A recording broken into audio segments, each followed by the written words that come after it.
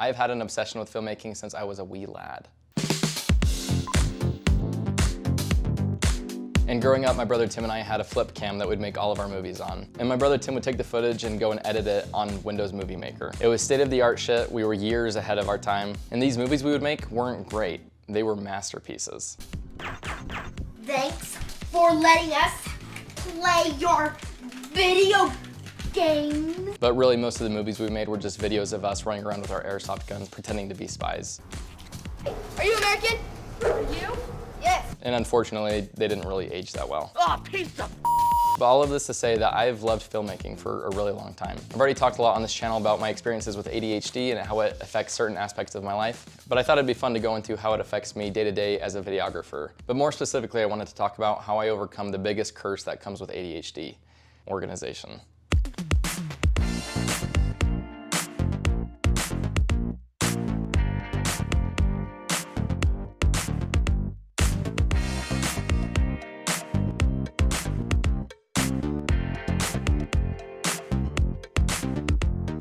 Okay, so my equipment closet definitely needs some love, but the thing I seem to struggle more with is the organization as far as my folder management goes, or how to keep up with my clients, or how to plan out my edits during the week. And those are all the things that I've had to learn how to adjust to. And so today, those are the things that I'm gonna be going over. So if you're a videographer with ADHD, this will be very specifically helpful for you. But if you're not a videographer and you don't have ADHD, these organizational tips should still be really relevant for you and should apply to whatever you're doing, especially if you're a creative. So tip number one is organizing my week.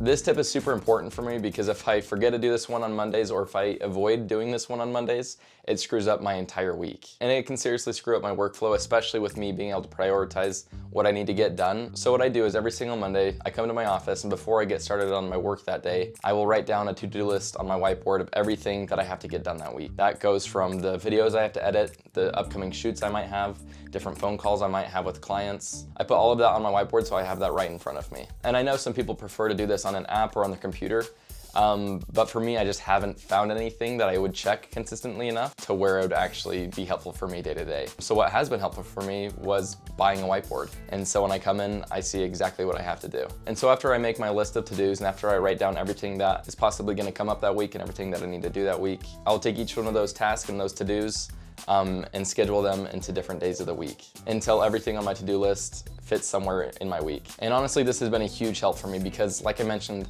on weeks that I don't do this, when I come into my office and I haven't taken time to work out what I'm gonna be doing every single day, I'll come into my office and I'll work on something that I just feel most excited about that day, which can be good, obviously, sometimes, but the bad thing is I forget to do a lot of the important projects or some of the smaller things kind of just get left in the dust. And before I got on ADHD medication, doing something small like this was really hard. Even just getting my day started really hard, and not to mention actually getting work done during the day. It felt like I had more bad days than good days as far as productivity to getting distracted ratio, where I would hope to get a couple things done, but in reality, most of the day I would end up getting distracted. And so medication has been a huge help for me where I feel a lot more confident now that when I do come to my office and whatever I have on my to-do list, I know I'm gonna be able to do it. And so if you think you might have ADHD, definitely look into getting tested.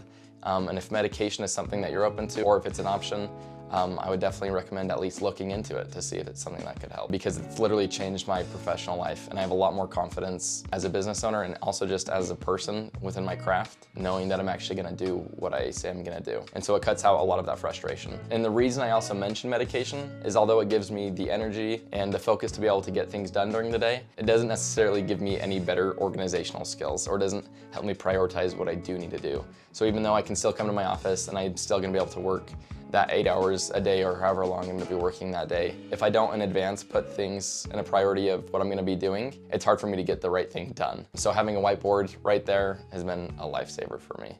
And so the next tip I have for you is using detailed folders in your workflow. Come on.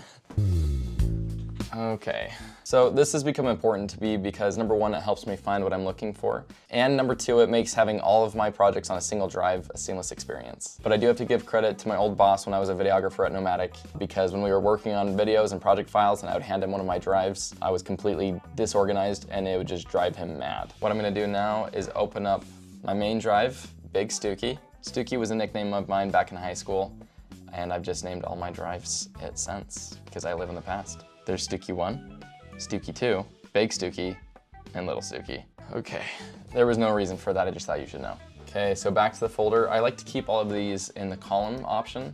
It's just been the easiest way for me to be able to navigate through it. So I'm gonna blur out all of these ones that aren't relevant to what we're talking about today, but I'll click on the YouTube videos folder. I'll click on my last video. And as you can see, I have everything in different folders for what they're used for. So I have the footage in a different folder than the music, and I have the music in a different folder than the sound effects. And even within those folders, let's say I'm clicking on footage, I have all the different kind of shots that I have within the different scenarios. So now for everything, I just have it in very detailed folders so I never get mixed up. And if you're watching this, you might already be implementing something like this, but I've just talked to enough people who aren't doing this that I thought I would add it in. And even if you're not a videographer, if you're a creative, the same thing applies just with keeping all of your work in an organized space so it's easy to find. Okay, so the last tip that I have for you guys today is to schedule your events in advance. I don't know if you heard that. To schedule your events in advance. To schedule your events. To schedule your events. That sounds weird.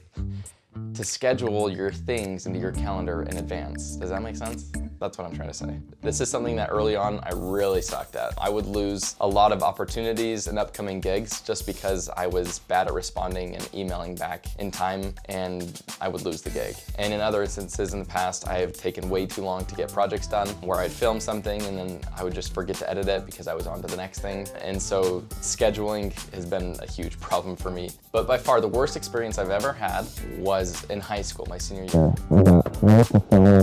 Someone's wedding, and there I was with my friends just having some lunch, and I get a text from the groomsman, and he's like, "Hey Ty, where are you?" I'm like, "Oh, sorry buddy, I'm having lunch with my friends. Sorry. Bailey, if you're watching this, I'm so sorry." But yeah, I forgot to show up to his wedding, but it was traumatizing and one of the worst days of my life. But if you are struggling with scheduling, there are two things that I'd recommend. One, get Mia in your life. She has saved my ass multiple times with things that I just have forgotten about that she's there to remind me of last minute. But if Mia isn't an option for you, if you're not married to her like I am, which you're not, because she would tell me.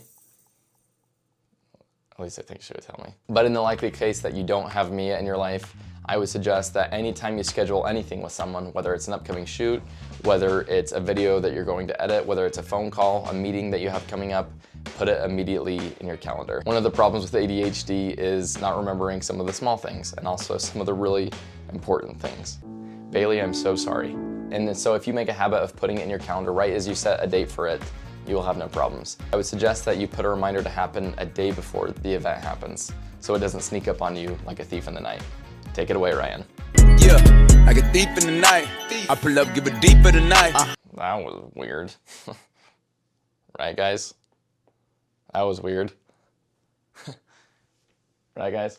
This one thing has helped me a ton feel a lot more confident in my abilities to keep a relationship with my client, to be able to stay on top of things, and just to make sure that my business is running smoothly. So those are all my organizational tips if you're a filmmaker with ADHD. And again, if you're not a filmmaker and you don't have ADHD, this still works, especially if you are a business owner, or also if you're just a creative in general and are looking to become a little bit more organized in your workflow and in your business. And also, I know I've talked a ton about ADHD recently, and I love talking about it and how it affects my life, but I also have plans to talk a little bit more about filmmaking. So if either of those things interest you, please consider subscribing, and I'll see you guys in the next one. Thanks for watching.